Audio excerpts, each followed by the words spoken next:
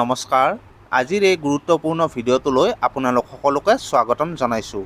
আপোনালোকে নিশ্চয়কৈ জানে যে এইবাৰ লোকপিয়ল অৰ্থাৎ চেঞ্চাছৰ কাম-কাজসমূহ আপোনালোকে মোবাইল এপৰ জৰিয়তে কৰিব লাগিব। কিন্তু এই মোবাইল এপত কাম কৰাৰ সময়ত আমি কিছুমান গুৰুত্বপূৰ্ণ কথা মনত ৰখাটো অতি প্ৰয়োজন। তো আজি আমি আলোচনা কৰিম এই এপটো ব্যৱহাৰ কৰোঁতে আপোনালোকে কি কৰিব লাগিব আৰু কি কৰাৰ পৰা বিৰত থাকিব লাগিব। তেন্তে বলক পলম নকৰি ভিডিঅ'টো আৰম্ভ কৰোঁ। প্ৰথমে কথা পাতোঁ আপুনি কি কৰিব লাগিব সেই বিষয়ে। Official app download. আপোনালোকে সদায় কেৱল গুগল প্লে ষ্ট'ৰ বা এপল ষ্ট'ৰৰ পৰাহে অফিচিয়েল মোবাইল এপটো ডাউনলোড কৰিব। App update. এই এপটো সঠিকভাৱে চলি থাকিবলৈ সময়মতে গুগল প্লে ষ্ট'ৰ বা এপ ষ্ট'ৰৰ পৰীক্ষা কৰি এপটো আপডেট কৰি ল'ব। পঞ্জীভুক্ত মোবাইলত লগ ইন অৰ্থাৎ ৰেজিষ্টাৰ মোবাইলত লগ ইন।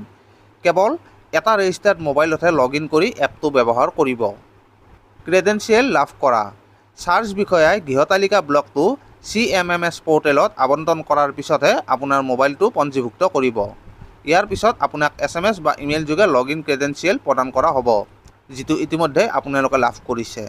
তাৰপিছত আহিল ডিভাইচ ৰেজিষ্ট্ৰেশ্যন। কেৱল এজন ব্যৱহাৰকাৰী ID লগ ইনৰ বাবেহে ডিভাইচটো পঞ্জীয়ন কৰিব। পাছৱৰ্ড সলনি। নিৰাপত্তা সুনিশ্চিত কৰিবলৈ মোবাইল এপৰ ডিফল্ট পাছৱৰ্ডটো লগে লগে সলনি কৰি ল'ব। অৱস্থান পৰীক্ষা। আপোনাৰ নিযুক্তি আদেশ অনুযায়ী অৰ্থাৎ আপোনাৰ এপইণ্টমেণ্ট মতে মোবাইল এপৰ স্ক্ৰীণত সঠিক অৱস্থানৰ বিৱৰণ প্ৰদৰ্শিত হৈছে নে নাই সেয়া নিশ্চিত কৰিব আৰু তাৰ পিছতহে কাৰ্যক্ষেত্ৰত আগবাঢ়িব।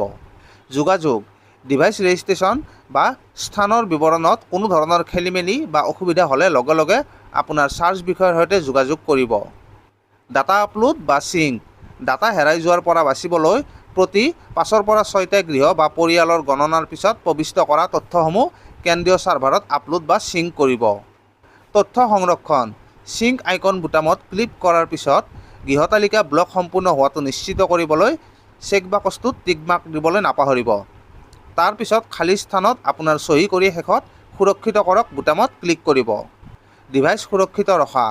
কৰ্মক্ষেত্ৰত কাম কৰি থকাৰ সময়ত আপোনাৰ মোবাইল ডিভাইচটো সদায় সুৰক্ষিত ৰাখিব আৰু কোনো অনাধিকৃত বা অকৰ্তৃত্বশীল ব্যক্তি আৰু শিশুৰ পৰা আঁতৰত ৰাখিব। এতিয়া জানো আহক কি কৰাৰ পৰা আপুনি দূৰত থাকিব লাগিব। ক্লোনিং এপ বা APK ব্যৱহাৰ নকৰিব। এই এপটো ব্যৱহাৰ কৰিবলৈ কোনো ধৰণৰ ক্লোনিং এপ বা কোনো থাৰ্ড পাৰ্টি APK ফাইল ব্যৱহাৰ নকৰিব। এয়া অবৈধ আৰু অসুৰক্ষিত।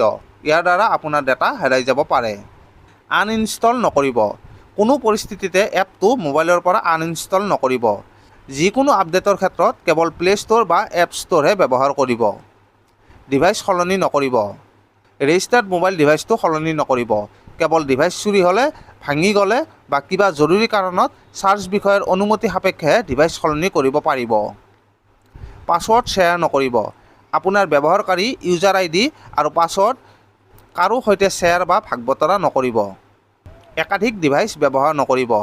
এটা ডিভাইচ পঞ্জীয়ন হৈ থাকোঁতে বেলেগ এটা ডিভাইচ তথ্য পূৰণৰ বাবে ব্যৱহাৰ নকৰিব। মোবাইল আনক নিদিব। সমগ্ৰ লোকপিয়ল প্ৰক্ৰিয়াৰ সময়ত কোনো অকৰ্তৃত্বশীল ব্যক্তি বা শিশুক আপোনাৰ এই মোবাইলটো হস্তান্তৰ নকৰিব। তথ্য ফাদিল নকৰিব। লোকপিয়ল 2027ৰ বাবে চৰকাৰীভাৱে কৰ্তৃত্বপ্ৰাপ্ত ব্যক্তিসকলৰ বাহিৰে আন কোনো লোকৰ সৈতে ব্যক্তিগত সঁহাৰি বা তথ্য ভাগ বতৰা নকৰিব বা লোকপিয়লৰ তথ্যসমূহ নিৰীক্ষণ কৰিবলৈ অনুমতি নিদিব।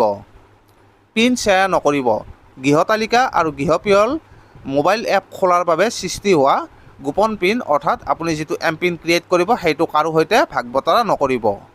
তো বন্ধু বান্ধৱীসকল, এইখিনিয়ে আছিল মোবাইল এপটো ব্যৱহাৰ কৰাৰ কিছুমান অতি প্ৰয়োজনীয় নিয়ম। এই নিয়মসমূহ সঠিকভাৱে পালন কৰিলে আপোনাৰ কামবোৰো নিখুঁত হ'ব আৰু চৰকাৰী তথ্যসমূহো সুৰক্ষিত থাকিব। আশা কৰোঁ এই ভিডিঅ'টোৱে আপোনালোকক সহায় কৰিব। যদি ভিডিঅ'টো ভাল লাগিছে তেন্তে এটা লাইক কৰি দিব, আপোনাৰ সহকৰ্মীসকলৰ সৈতে শ্বেয়াৰ কৰিব আৰু আমাৰ চেনেলটো ছাবস্ক্ৰাইব কৰিবলৈ নাপাহৰিব। ধন্যবাদ।